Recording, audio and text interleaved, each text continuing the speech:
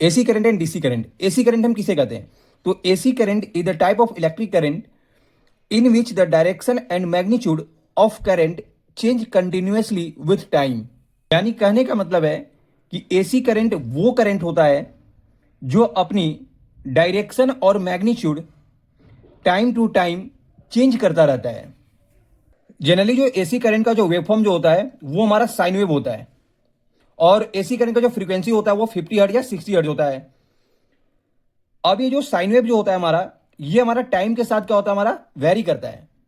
या अगर हमारा टाइम अगर अभी हमारा यहाँ है तो जो इसका जो मैग्नीट्यूड है वो क्या है, इसका पॉजिटिव है।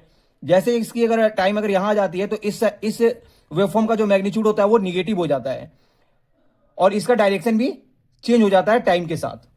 डीसी करंट यानी डायरेक्ट करंट।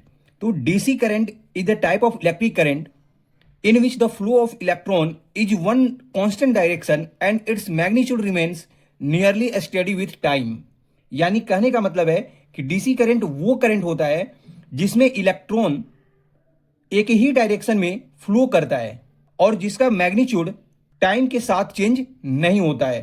और डीसी करंट में जो करंट जो फ्लो करता है वो हमेशा पॉजिटिव टू निगेटिव फ्लो करता है। हम कह सकते हैं कि डीसी करंट जो होता है उसमें टाइम के साथ हमारा करंट का डायरेक्शन नहीं बदलता और इसका मैग्नीट्यूड भी हमारा सेम रहता है।